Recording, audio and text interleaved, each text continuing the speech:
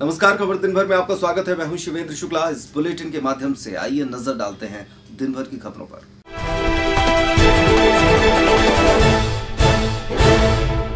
नमस्कार, खबर दिन भर में आपका स्वागत है। बैंक से हो रहे लगातार फ्रॉड के मामले रुकने का नाम नहीं ले रहे हैं। छतरपुर के सटे रोड पर रहने वाले सुरेश राय नाम की एक व्यक्ति के खाते से लगातार रकम निकल रही है। अब तक 8,500 रुपए उसके खाते से निकल चुके हैं। चौंकाने वाली बात यह है कि सुरेश राय जब इस मामले को लेकर बैंक पहुंचे तो बैंक खुद ये नहीं बता पा रहे हैं कि उनके खाते से पैसे क्यों और कहां से निकाले जा रहे हैं। हालांकि उन्हें सिर्फ इतना बताया गया है कि किसी कियोस्क सेंटर से ये राशि निकाली जा रही है। अब सुरेश ने इस मामले की शिकायत वरिष्ठ अधिकारियों से की है और मामले में कार्रवाई की मांग की है। बैंक सर खाता खुला है मेरा ग्रामीण बैंक में, तो वहाँ से जो है मेरे खाते से पैसे कम हो गए। मैंने जो है एप्लीकेशन लगाया और शिकायत भी की, बैंक में भी की। वो बोले कि हम तो उसमें कुछ नहीं जानते, बोले कि उस बैंक वाले कोई ट्रांसफ़र कर रहा है तुम्हारे खाते। अभी तक 8,500 तक तो जानकारी है, अब उसके आगे पता नहीं कि कितना निकलते हैं।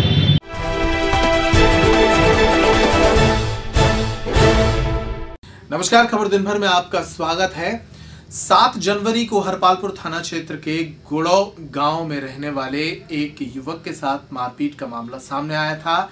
हालांकि मारपीट के इस मामले के बाद युवक ने खुद के साथ 50,000 रुपए की लूट के आरोप भी लगाए थे। इस मामले में हरपालपुर थाना पुलिस अब भी मामले की जांच कर रही है। उधर घायल युवक जिला अस्पताल में भर्ती है। अस्पताल में भर्ती कैलाश अहिरवार ने बताया कि उसके साथ 7 जनवरी को लड़ा यादव नाम के एक व्यक्ति और उसके भाई ने मारपीट कर दी थी। शराब के नशे में इन लोगों ने मारपीट भी की और 50,300 रुपए भी लूटे गए थे। उधर हरपालपुर थाना पुलिस से जब पैट्रिक टाइम ने बात की तो पता लगा कि ये मारपीट का मामला है और लूट की शिकायत झूठी लिखाई जा रही है। बहरहाल पुलिस इस मामले की विवेचना में जुटी हुई है। सर जी, हम अपनी दुकान, मुर्गे की दुकान है हमारी रेलवे फाटक के पास, वहाँ से हम 8 बजे हम अब करीब 8:30 के बीच में हम अपने घर जा रहे थे सर जी। तो वहाँ रास्ते में 8:30-9 के बीच में वहाँ सुरेंद्र यादव, लला यादव, सूरज सिंह यादव, कुट्टू यादव, मुन्ना यादव, भोसा यादव, ये 6 लोग वहाँ हनुमान जी मंदिर के पास वहाँ खड़े थे। तो सर जी बोले गाड़ी खड़ी कर, तो हमने गाड़ी खड़ी कर दी। रोक के उन लोगों ने हमारे खड़ी किया, हमने गाड़ी, तो उन लोगों ने मुझे पकड़ा, सुरेंद्र ने और लला ने कट्टा अड़ाया। इसके बाद कुल्हाड़ी भी मारी, जेब में डाले, दोनों दुकानों का विक्रेता डाले हुए था, कुछ अपना पैसा भी डाले हुए, मिला के 50,300 रुपये डाले हुए था। सारे पैसे भी ले गए और मुझे गेहूँ माल के डाल गए। रात जी रिपोर्ट की है, तो रिपोर्ट में कोई अभी और पुलिस कोई वो नहीं कर रही है।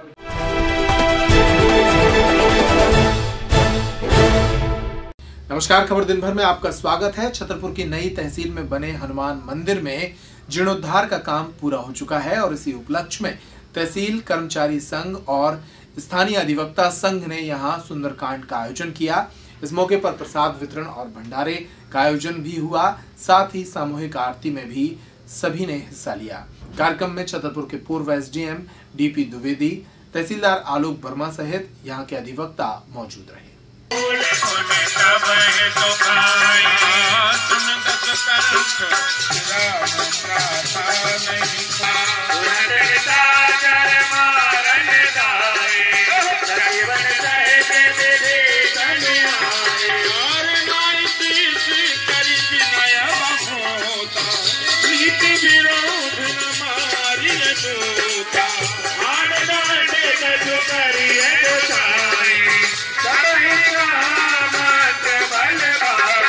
आज से 2-3 साल पहले हमने हनुमान जी महाराज की स्थापना की थी छोटे स्वरूप में। तो आज हम सब अधिवक्ता संघ के द्वारा उसे एक थोड़ा सा अच्छा स्वरूप दिया गया है, आपके सामने है। बस उसी के तारतम्य में थोड़ा सा आज भजन पूजन, ध्वजा, पताका और कलश पूजन हुआ है। आप देख सकते हैं मंदिर के शिखर पे, और सुंदरकांड का आयोजन किया गया है यहाँ पे। और इसके बाद प्रसाद का वितरण का कार्यक्रम है, जिसमें छतरपुर के सभी गणमान्य व्यक्ति आमंत्रित हुए हैं और प्रसाद ग्रहण करा है।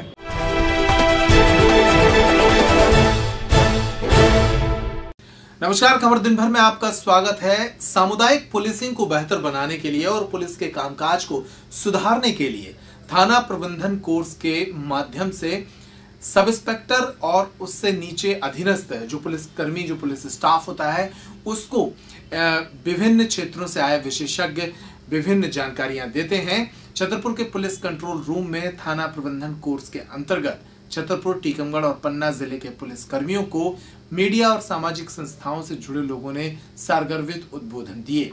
इस मौके पर सामाजिक संस्थाओं की ओर से दीप्ति पांडे और मीडिया की ओर से जेके आसू ने सामाजिक संस्थाओं और मीडिया के साथ समन्वय रखने की बारीकियों पर प्रकाश डाला। कार्यक्रम के दौरान तीनों जिले के पुलिसकर्मी मौजूद रहे। इलेक्ट्रॉनिक मीडिया और एक प्रिंट मीडिया।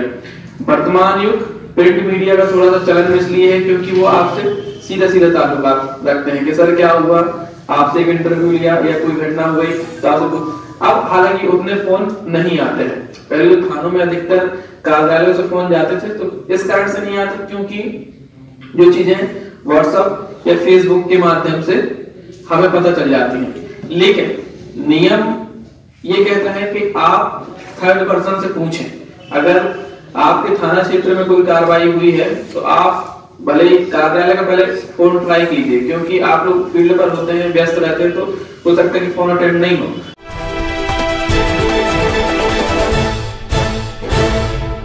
नमस्कार, खबर दिन भर में आपका स्वागत है। मैं हूं सौरभ शुक्ला। चलिए नजर डालते हैं आज की खबर पर।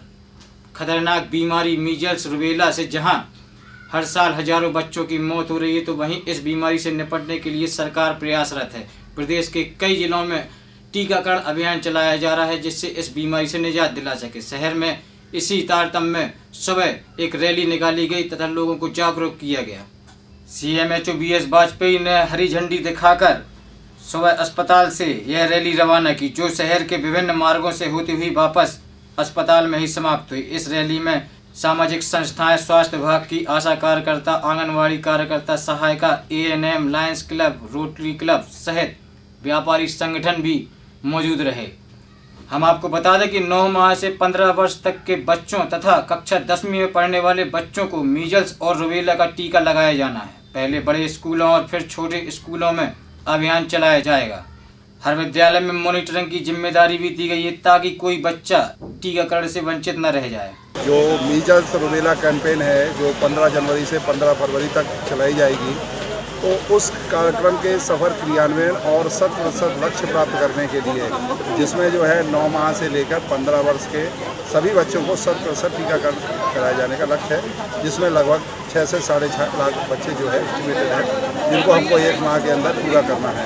तो उसमें जन जागरूकता को 100% भागीदारी, जन भागीदारी सुनिश्चित करने के उद्देश्य से ये जन जागरण रैली निकाली गई।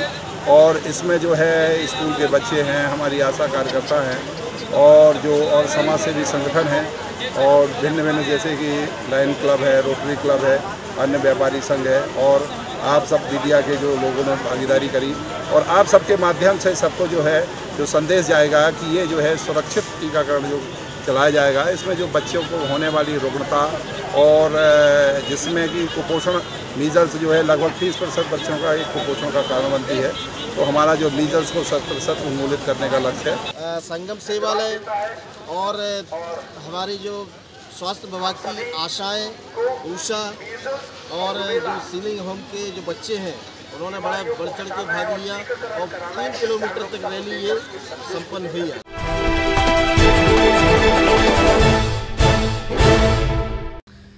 नमस्कार दर्शकों, खबर दिन भर में आपका स्वागत है। मैं हूं विनोद मिश्रा। डालते हैं आज की इस खास खबर पर। यह खबर है अनुभूति इको कैंप में बच्चों की प्रकृति के बारे में रूबरू कराया गया और बच्चों को प्रकृति के बारे में जानकारी भी दी गई।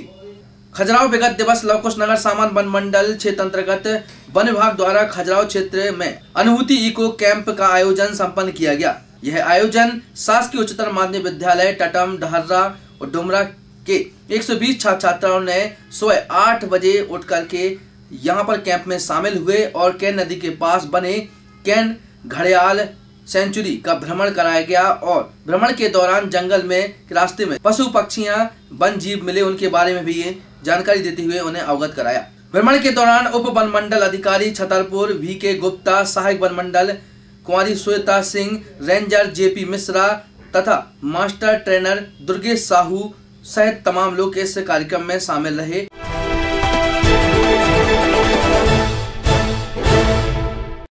नमस्कार, खबर दिन भर में आपका स्वागत है। इस बुलेटिन में एक बड़ी खबर पर नजर डालेंगे। छतरपुर की एक खिलाड़ी के साथ अन्याय होने की खबर सामने आ रही है। छतरपुर की एक बेसबॉल खिलाड़ी आकांक्षा यादव का रातों रात राष्ट्रीय स्तर की एक प्रतियोगिता के सिलेक्शन लिस्ट में से नाम काट दिया गया।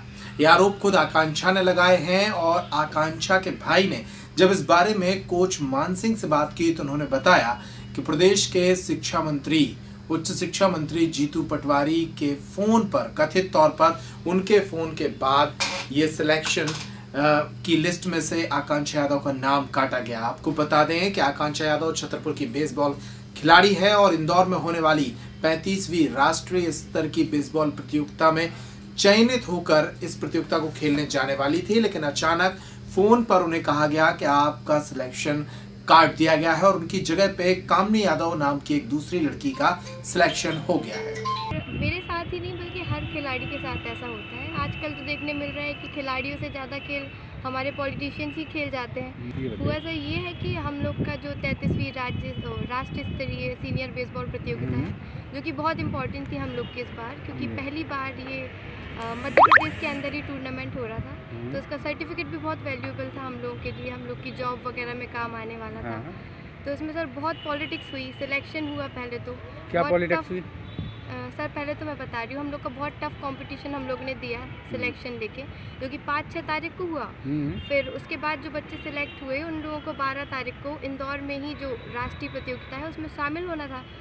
बट हम लोग रेडी थे यहाँ से निकलने को। रात को अचानक मुझे कॉल आता है 9 बजे कि आकांक्षा आप अपना बैग घर पे रख दीजिए, आपका सिलेक्शन कट चुका है, क्योंकि एक लड़की है कोई सर कामनी यादव नाम की, उन्होंने अपने रिलेटिव जो कि पॉलिटिक्स में है।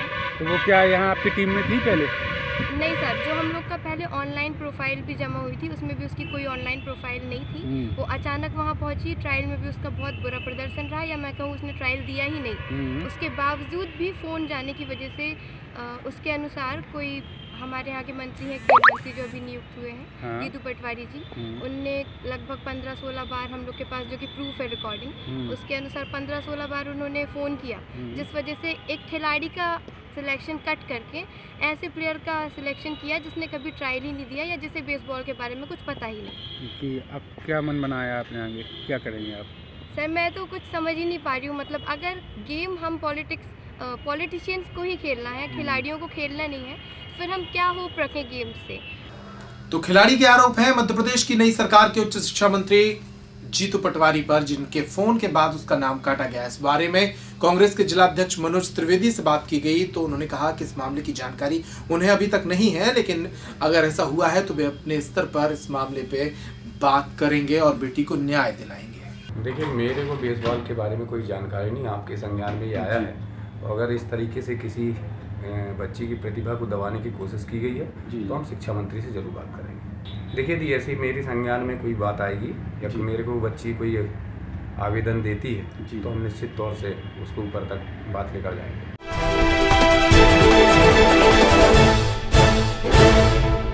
नमस्कार, खबर दिन भर में आपका स्वागत है। कलेक्टर रमेश भंडारी ने स्पष्ट निर्देश दिए हैं कि अब उड़द की खरीदी के दौरान मुनाफाखोरों द्वारा बेची जा रही घटिया उड़द के एक भी मामले सामने आए तो मुनाफाखोरों के विरुद्ध आवश्यक वस्तु अधिनियम के तहत FIR कराई जाएगी।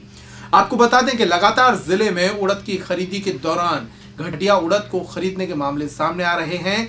पूरा खेल इस तरह है कि सरकार उड़द को लगभग 5400 रुपए प्रति क्विंटल खरीद रही है और बाजार में उड़द की कीमत लगभग 3400 रुपए है।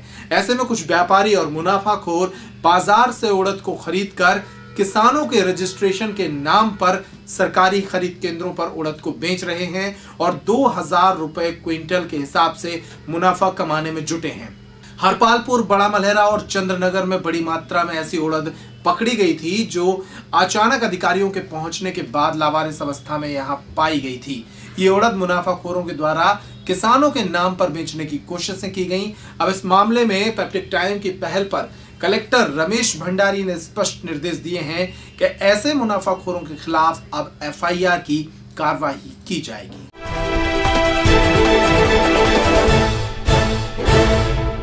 नमस्कार, खबर दिन भर में आपका स्वागत है। सोशल मीडिया के प्लेटफॉर्म खुशियां बांटने के लिए हैं। तमाम प्लेटफॉर्म अपने विज्ञापन में यही बातें करते हैं कि खुशियां बांटें, लेकिन सोशल मीडिया के ये प्लेटफॉर्म अक्सर पॉलिटिकल झगड़े का कारण भी बन जाते हैं। छतरपुर में भी ऐसा ही कुछ शुरू हो गया है। कांग्रेस और भारतीय जनता पार्टी की विचारधारा से ताल्लुक रखने वाले दो अलग अलग युवा संगठनों के बीच तकरार के हालात बन रहे हैं। ताजा मामला रविवार को तब सामने आया जब युवक कांग्रेस के कार्यकर्ताओं ने सिविल लाइन पहुंचकर नमो 56 ग्रुप के कुछ सदस्यों के विरुद्ध एक शिकायती आवेदन दिया। ये ग्रुप भारतीय जनता पार्टी के समर्थक ग्रुप के रूप में देखा जा रहा है। आरोप है कि इस ग्रुप के कुछ सदस्यों ने कांग्रेस की पूर्व राष्ट्रीय अध्यक्ष सोनिया गांधी के विरुद्ध आपत्तिजनक टिप्पणी की। इसी टिप्पणी के खिलाफ युवक कांग्रेस के लोकेंद्र वर्मा के नेतृत्व में कार्यकर्ताओं ने पुलिस को ज्ञापन सौंपकर कार्रवाई की मांग की है। विगत कई दिनों से सोशल मीडिया पे आपत्तिजनक पोस्ट करने में माहिर डॉक्टर सुरेंद्र शिवहरे और सत्यम शर्मा, ये अपने आप को एकदम जब से देखा है सोशल मीडिया पे हमेशा आपत्तिजनक पोस्ट करते हैं।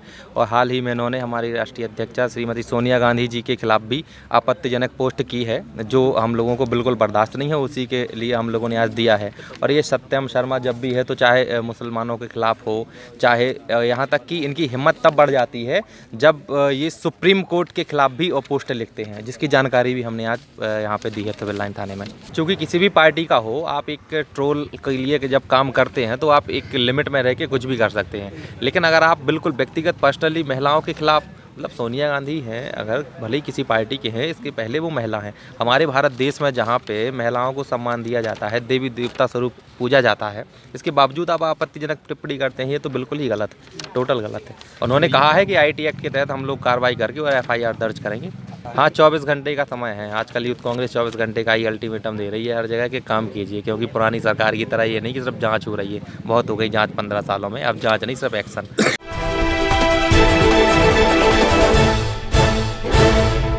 नमस्कार, खबर दिन भर में आपका स्वागत है। इस बुलेटिन में देखते हैं एक सामाजिक संस्थान की धीरे धीरे हो रही पहल को। छतरपुर के संगम सेवालय के द्वारा लगातार शहर के किनारे पर लगे पेड़ पौधों को बचाया जा रहा है और उनकी देखभाल की जा रही है। संगम सेवालय देश के ऐसे एकमात्र सामाजिक संस्थान के रूप में पहचान बना रहा है जिनके पास ट्री एम्बुलेंस है, यानी कि पेड़ों की रक्षा करने के लिए एक पूरा चिकित्सकीय दल है जो रविवार को कुछ स्थानों पर जाकर पेड़ों की रक्षा करता है। संगम सेवालय के विपिन अवस्थी, उनकी पत्नी अंजू अवस्थी सहित इस टीम के तमाम सदस्यों ने गर्ल्स कॉलेज के समीप पहुंचकर ऐसे ही पेड़ पौधों की रक्षा की और उन्हें सजाया संवारा। कुछ तस्वीरें आपको दिखाते हैं, पहले के हालात क्या थे और अब के हालात क्या हैं। ये टीम लगातार छतरपुर शहर में सामाजिक काम करने में जुटी हुई है। हमारी सभी से अपील है कि अगर आप लोग चाहते हैं कि यहाँ पर सफाई रहे, और गंदगी के लिए लोग बाग नगर पालिका को ब्लेम करते हैं, लेकिन अगर सफाई चाहिए तो आपको स्वयं जागरूक होना पड़ेगा और यहाँ पर ये गंदगी नहीं डालिए तो अपने आप ही सफाई रहेगी। क्योंकि सफाई तो बहुत से लोग करते हैं, लेकिन उस सफाई को मेंटेन करना भी जनता का काम है कि जो गंदगी फैलाते हैं वो यहाँ गंदगी ना फैलाए।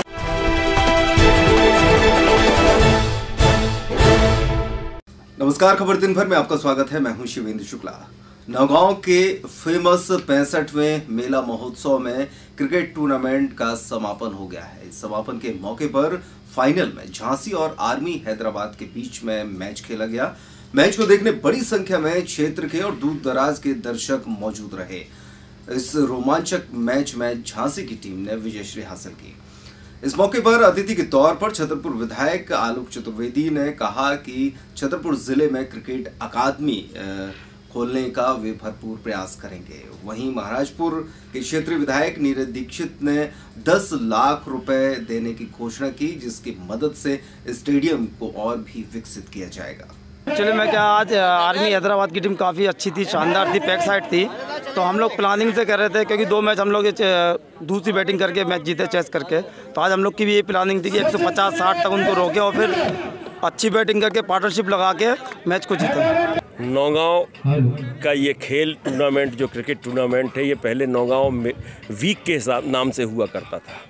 अब मेला महोत्सव के नाम से ये 65वां टूर्नामेंट हो यहाँ पर संपन्न हुआ है। और निश्चित रूप से ये नौगांव में जो टूर्नामेंट होता है ये अपने आप में मध्य प्रदेश में अनोखा टूर्नामेंट है। बाहर की टीमें यहाँ आती हैं और एक खुशनुमा माहौल और एक अच्छे मैदान पर खेला जाता है। और यहाँ की सारी समितियाँ जो इसको संचालित करती हैं वो निश्चित रूप से बधाई की पात्र हैं और मैं उन्हें बधाई देना चाहता हूँ। क्षेत्रीय विधायक ने यहाँ घोषणा की है कि मैं 10 लाख रुपया स्टेडियम के विकास के लिए दे रहा हूँ, तो निश्चित रूप से 10 लाख रुपए से जब यहाँ काम होगा तो विकास आपको नज़र आएगा। हाँ, एक चीज़ ये बात निश्चित है कि हम चारों लोगों ने कहा है कि छतरपुर में एक खेल अकादमी का स्थापना होनी चाहिए और उसके लिए वचनबद्ध हैं। हम लोग चारों लोग इसकी लड़ाई लड़ेंगे और अपने ज़िले के लिए खेल अकादमी की स्थापना का पूरा प्रयास करेंगे और लेके आएंगे। नौगांव में जो 65 मेला महोत्सव में जो एक खेल कूद चलते हैं, इनमें जहां भी व्यवस्थाएं गड़वानी हैं उनको सुधारने की व्यवस्था करेंगे। और इस स्टेडियम में 10 लाख के अतिरिक्त खेल विभाग से कई योजनाएं लेके आएंगे कि इस स्टेडियम का नाम रोशन हो, इस नौगांव नगर का नाम रोशन हो। खबर दिन भर में आप देख रहे थे दिन भर की खबरें। जिले भर की खबरें लगातार देखने के लिए बने रहिए पेप्टिक टाइम पर। हम आपको हर घंटे कराएंगे खबरों से अपडेट। इस बुलेटिन में फिलहाल इतना ही। नमस्कार।